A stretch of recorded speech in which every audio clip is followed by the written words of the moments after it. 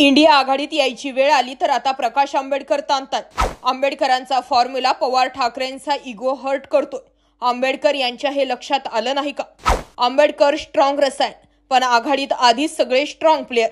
आघाडीत एंट्री होण्याआधी प्रकाश आंबेडकरांना डिसिजन मेकर पवार कसे बनवून देतील? नेमकं घडलंय का? गेल्या अनेक दिवसांपासून प्रकाश आंबेडकर हे महाविकास आघाडीत आणि पर्यायानं इंडिया आघाडीत सामील होणार अशा चर्चा सुरू झाल्या होत्या। त्या दिशेने बऱ्याचशा वेगानं वारे सुद्धा वाहत होते। एवढंच काय तर अवघ्या 2-3 दिवसांनी प्रकाश आंबेडकर इंडिया आघाडीत सामील होतील अशा बातम्या सुद्धा आल्या। पण या सगळ्या घडामोडींवरती पाणी सोडणारं काम प्रकाश आंबेडकरांकडून तर केलं जाणार नाही ना, असाही प्रश्न निर्माण झालेला आहे। त्याला कारण ठरलंय ते म्हणजे प्रकाश आंबेडकर यांचं पत्र। वंचित बहुजन आघाडीचे अध्यक्ष प्रकाश आंबेडकर यांनी पुन्हा एकदा महाविकास आघाडीला धक्का तंत्र दिलं। वंचित बहुजन आघाडी नुकतंच 2 दिवसांपूर्वी त्यांची बैठक पार पडली। या बैठकीत लोकसभा निवडणुकीत सर्व जागांवर उमेदवार उभे करावे असा निर्णय घेण्यात आल्याची माहिती आहे। पण तसा निर्णय महाविकास आघाडीसाठी घातक ठरू शकतो, कारण त्याचा मोठा फटका महाविकास आघाडीला बसू शकतो। दुसरीकडे महाविकास आघाडीचे नेते आता प्रकाश आंबेडकर यांच्या पक्षाला इंडिया आघाडीत सहभागी करून घेण्याबाबत सकारात्मक असताना आता प्रकाश आंबेडकर यांनी इंडिया आघाडीत येण्यापूर्वी मोठी अट ठेवली आहे। ही अट महाविकास आघाडीला मान्य असेल का ते पाहणं सुद्धा महत्त्वाचं ठरणार आहे।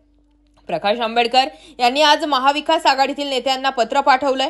त्यांनी शिवसेना ठाकरे गटाचे प्रमुख उद्धव ठाकरे, राष्ट्रवादी काँग्रेसचे अध्यक्ष शरद पवार आणि काँग्रेसचे राष्ट्रीय अध्यक्ष मल्लिकार्जुन खरगे यांना पत्र पाठवलंय।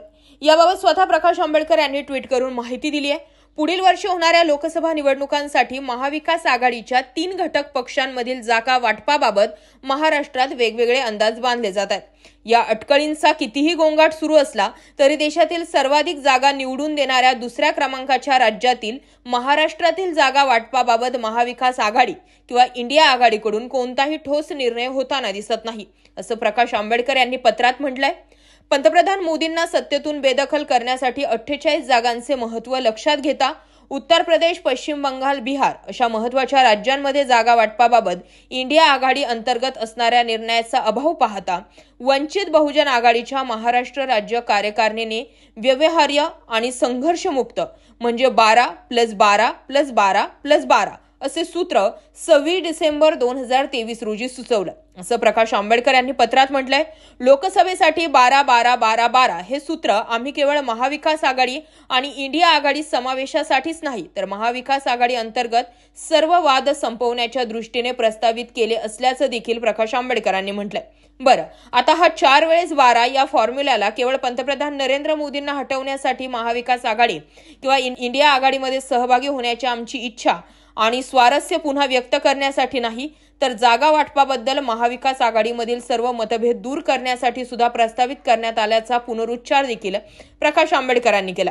आता प्रॉब्लेम यामध्ये असा की संपूर्ण महाराष्ट्र आमच्या 12-12-12-12च्या प्रस्तावित फॉर्म्युल्याबद्दल तुमच्या अधिकृत भूमिकेची आतुरतेने वाट पाहते। मला मनापासून आशा आहे की महाराष्ट्रातील जनतेच्या हितासाठी विचार विनिमय करून निर्णय घेतले जातील आणि मोदींचा पराभव व्हावा, केवळ याला एकमेव आणि एकमेव प्राधान्य दिलं जाईल, असं आंबेडकरांनी म्हटलंय। मुळात आंबेडकर जे म्हणतायत ते होणं कठीण आहे, कारण ठाकरे असो किंवा पवार असो यांचा पक्ष जुना आहे, त्यामध्येच काँग्रेसही आली।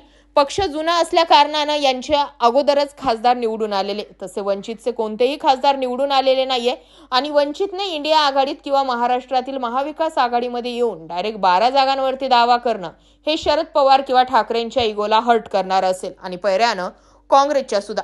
त्यामुळे प्रकाश आंबेडकरांची ही अट मान्य होणार नाही असंच दिसतंय आणि इंडिया आघाडीमध्ये प्रकाश आंबेडकर नावाचं रसायन आघाडीत येण्याआधीच रोखलं जाईल अशाही चर्चा सुरू आहे। याबाबत तुमचं काय मत आहे? कमेंट सेक्शनला जरूर व्यक्त व्हा। जय महाराष्ट्र पब्लिक।